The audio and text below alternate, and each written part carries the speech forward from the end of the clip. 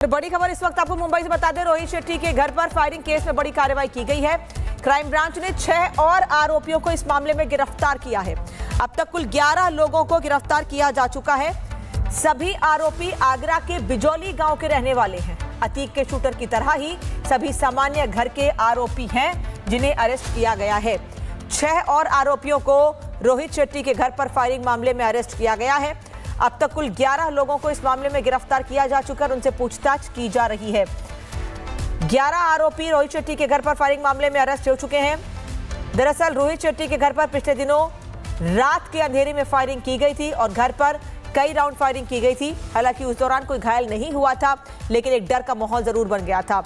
यही वजह है कि पुलिस उसके बाद से लगातार कार्रवाई कर रही थी और अब जाकर इस मामले में 6 और गिरफ्तारियां हो सकी हैं। यानी कुल रोहित शेट्टी के घर पर फायरिंग मामले में 11 गिरफ्तारियां हुई हैं। इनमें से 5 गिरफ्तारियां पहले हुई थी और 6 गिरफ्तारियां अभी बाद में हुई हैं। कुल 11 गिरफ्तारियां इस मामले में हुई हैं। 11 लोगों को अरेस्ट किया गया है अब तक इस मामले में। जो शूटर हैं जिन्होंने घर पर फायरिंग की थी रोहित शेट्टी के, वो आगरा के रहने वाले बताए जा रहे हैं। मुंबई पुलिस ने इन सभी लोगों को अरेस्ट कर लिया है और अब इस मामले में सभी के खिलाफ कार्रवाई की बात कही जा रही है। ये कहा जा रहा है कि इन सभी लोगों के खिलाफ कार्रवाई की तैयारी की जा रही है और इन लोगों से पूछताछ के आधार पर और भी अरेस्टिंग हो सकती है। सत्य प्रकाश और जतिन इस वक्त हमारे साथ मुंबई से जुड़ रहे हैं। जतिन, सबसे पहले आपके पास आऊंगी। कुल 11 गिरफ्तारियां इस मामले में हुई हैं, कितनी रेलेवेंट है ये अरेस्टिंग और अब इस मामले में आगे क्या कार्रवाई?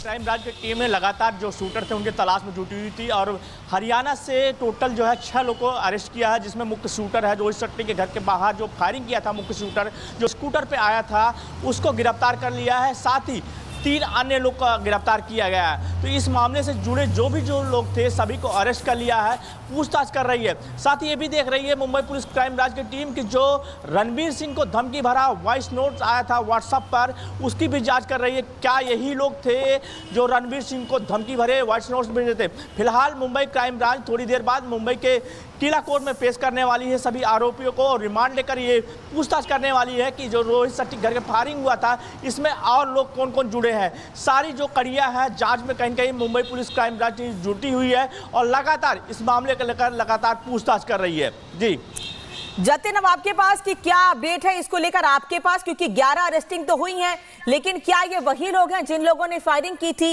या ये उन लोगों के कांटेक्ट में थे जिन लोगों ने फायरिंग की थी?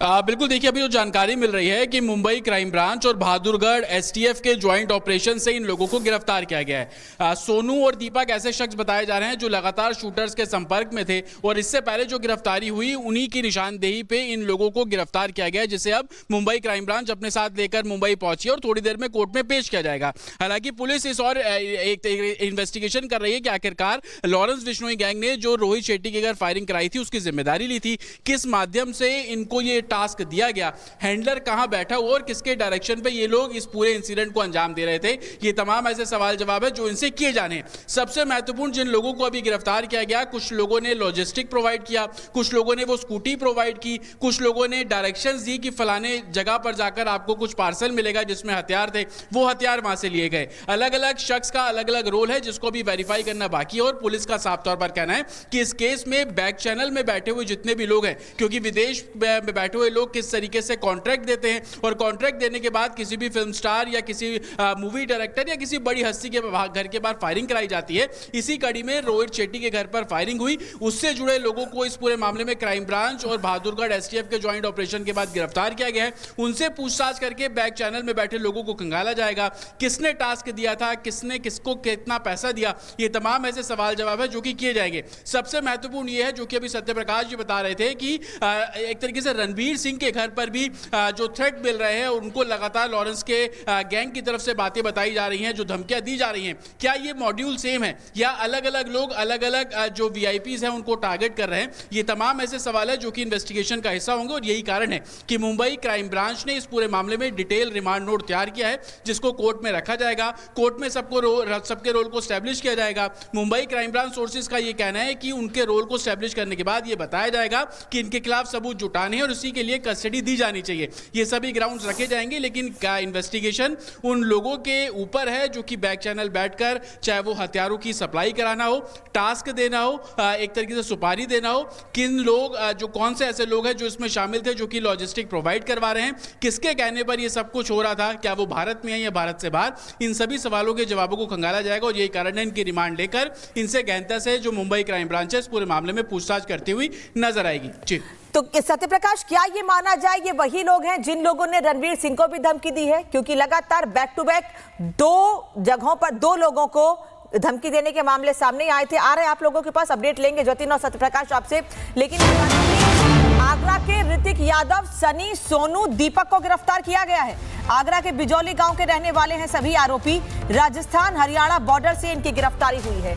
आगरा के बिजौली गांव के रहने वाले हैं सभी लोग, सामान्य परिवार से आते हैं। तो क्या इन लोगों को पैसे का लालच देकर धमकाने या फायरिंग के लिए उकसाया गया? ये तमाम सवाल है। अब इस पर भी पुलिस आगे जांच कर रही है। किन किन लोगों से इन्होंने बात की है, किसके किसके कांटेक्ट में ये रहे हैं और किसके कहने पर फायरिंग की है, इसको लेकर लगातार इस पूरे मामले में जांच की जा रही है।